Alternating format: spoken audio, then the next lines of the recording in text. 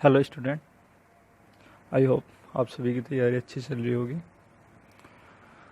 तो आज के हम इस वीडियो लेक्चर में राष्ट्रपति की अध्यादेश शक्तियाँ और न्यायिक शक्तियों के बारे में बात करेंगे। तो सबसे पहले हम राष्ट्रपति की अध्यादेश शक्तियों के बारे में ही बात करते हैं, जिसे ऑर्डिनेंस पावर भी बोलते हैं, जो कि संविधान के आर्टिकल 123 123 में दिया गया है। हम सबसे पहले बात करते हैं कि अध्यादेश है क्या। नाम तो सुना सुना सा लगता है, बट अगर प्रैक्टिकल लाइफ में देखें तो अध्यादेश क्या है, तो इसके बारे में हम समझते हैं। मान लेते हैं कि जो सरकार है, केंद्र सरकार है या राज्य सरकार, वो किसी भी, जैसे केंद्र सरकार का ही उदाहरण ले लेते हैं यहाँ पर। सबसे पहले केंद्र सरकार कोई कानून बनाना चाहती है। एग्जाम्पल लेते हैं 3 तलाक का। जो 3 तलाक पर मोदी सरकार कानून बनाना चाहती थी, उसी का उदाहरण लेके बात करते हैं। अब केंद्र सरकार 3 तलाक पर कानून बनाना चाहती है, तो कानून बनाने के लिए उसे क्या है कि संसद में दोनों सदनों से, लोकसभा और राज्यसभा दोनों में पास कराना होगा। उसके बाद उस पर राष्ट्रपति हस्ताक्षर करेगा, तब वो विधेयक कानून बन जाता है।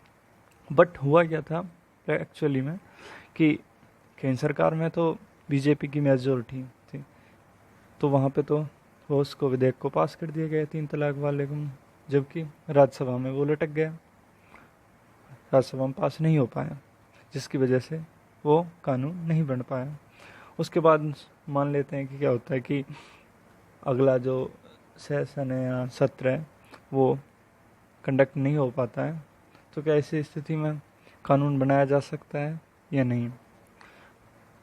तो बिल्कुल ऐसी स्थिति में भी कानून बनाया जा सकता है। तो उस स्थिति में क्या है कि राष्ट्रपति अध्यादेश जारी कर देता है, जो कि एक कानून के रूप में ही कार्य करता है तब तक। वैसे तो उसकी समय सीमा है जब तक वो एक कानून नहीं बन जाता। तो हम बात करते हैं कि राज्य में भी ऐसा प्रावधान है कि आर्टिकल 213 के अंतर्गत राज्यपाल भी अध्यादेश जारी कर सकता है। तो बात करते हैं कि अध्यादेश कब जारी किया जाता है।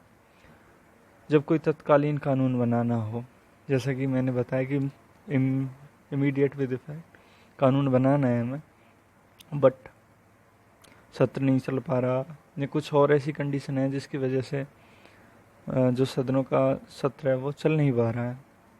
तो ऐसी स्थिति में कोई विशेष परिस्थिति, या फिर यदि किसी एक सदन का सत्र तो चल रहा लेकिन दूसरे सदन का सत्र नहीं चल रहा, तो उस स्थिति में राष्ट्रपति अध्यादेश जारी कर सकता है, जो कि एक कानून की तरह काम करता है।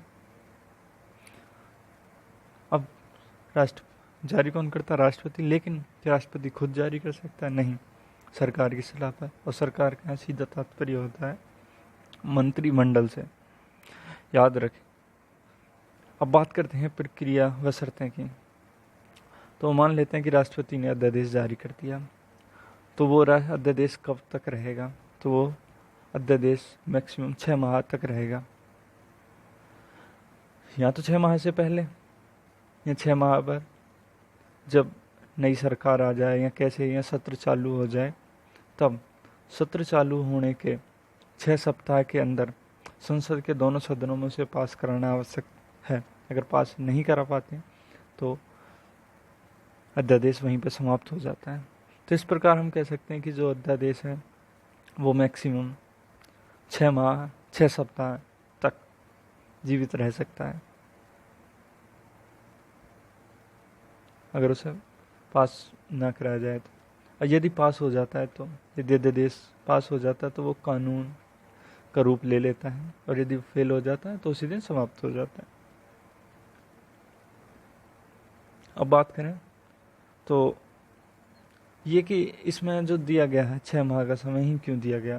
क्योंकि संसद के जो दोनों दो सत्रों मतलब जैसे समर सेशन या विंटर सेशन, तो उनके बीच मैक्सिमम जो टाइम पीरियड है वो 6 माह हो सकता है, कि 2 सत्रों के अंतराल का जो समय है वो 6 माह से अधिक नहीं हो सकता। कि संसद की प्रक्रिया में लिखा हुआ है कि 6 माह से ज़्यादा का समय नहीं लिया जाए। अब बात करें तो क्या इसका दुरुपयोग हो सकता है? बिल्कुल। कई बार क्या है कि केंद्र और राज्य सरकार दोनों ही अध्यादेश को बार बार लागू करती हैं।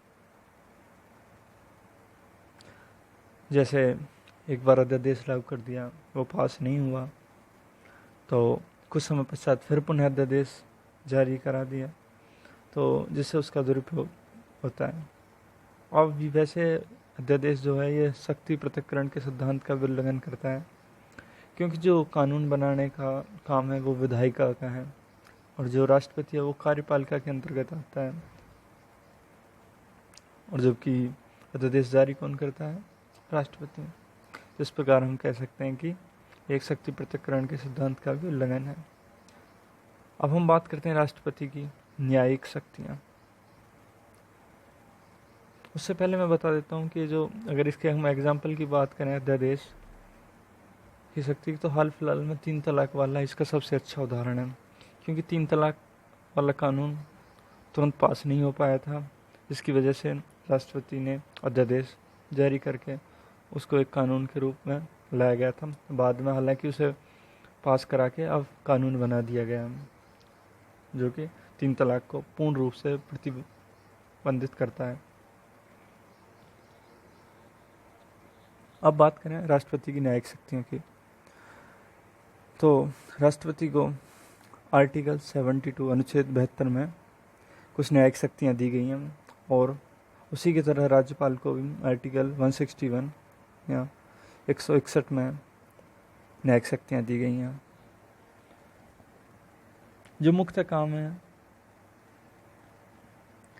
जो न्यायिक शक्तियों से रिलेटेड वो न्यायपालिका का होता है, बट यहाँ पर राष्ट्रपति को भी कुछ शक्तियाँ दी गई हैं, जो कि मुख्यतः दंड को कम करने या माफ़ करने, उसकी प्रकृति को बदलने से संबंधित है। चलो तो हम इसके बारे में बात करते हैं, वो कौन कौन सी हैं। तो यहाँ पे राष्ट्रपति को टोटल 5 शक्तियाँ दी गई हैं जो न्यायिक हैं। अनुच्छेद 72, ये आपको याद रखना है, जो एग्ज़ाम में मुख्यतः पूछे जाने वाला क्वेश्चन है वो यही बनता है कि जो राष्ट्रपति की न्यायिक शक्तियाँ हैं वो संविधान के किस अनुच्छेद में दी गई हैं, तो वहाँ पे आपका आंसर सीधा सीधा होगा आर्टिकल 72 या अनुच्छेद 72। अब जो पहली शक्ति है वो है पार्डन। इंग्लिश या हिंदी हम यहाँ दोनों वर्डों का यूज़ करेंगे, क्योंकि कभी कभी इंग्लिश में नाम दे दिया है तो आपको समझने में आसानी है। पार्डन या क्षमा करना, तो इसमें क्या है कि सज़ा को पूरी तरह माफ़ कर देते हैं। दूसरी शक्ति कम्यूटेशन या लघुकरण,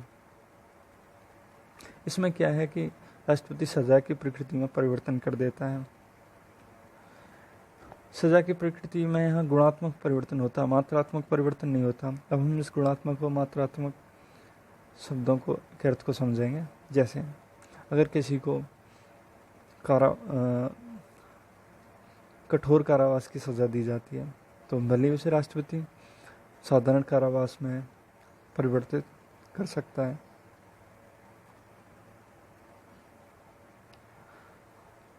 और अगली है रेमिशन या परिहार। इसमें क्या है, सज़ा की प्रकृति को बदले बिना सज़ा की मात्रा को कम कर देना। जैसा कि हमने अभी कम्यूटेशन पढ़ा, उसमें क्या है कि प्रकृति बदल दी जाती है, जैसे कठोर कारावास से कारावास कर देना, या कारावास से कोई नॉर्मल 20, मतलब उसको हल्का कर देना, ये है। जबकि परिहार में क्या है कि सज़ा की प्रकृति बदली रहती है। जैसे मान लो किसी बंदे को 20 वर्ष का कठोर कारावास मिला है, तो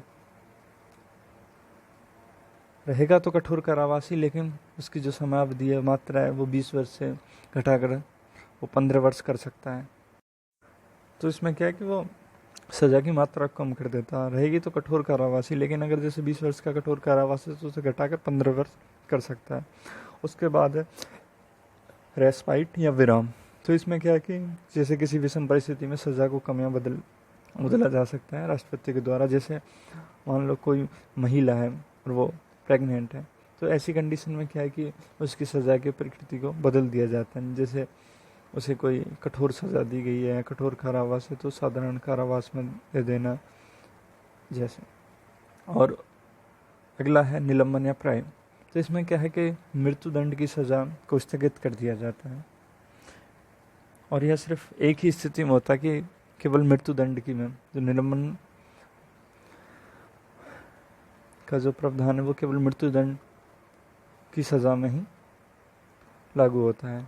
क्योंकि जब मृत्युदंड की किसी को सज़ा दी जाती है और वो उसमें क्षमा याचिका राष्ट्रपति के लिए भेजता है, तो राष्ट्रपति के पास उसे देखने में या उस पर निर्णय लेने में जो भी समय लगता है, उस समय तक उसकी मृत्युदंड की सज़ा को स्थगित कर दिया जाता है। तो आज की वीडियो में यही था। तो थैंक यू फॉर वॉच। और इससे रिलेटेड जो क्विज़ है वो जल्दी ही आप के पास भेज दी जाएगी और उसमें आप अपने सभी क्वेश्चंस का सही से आंसर दें।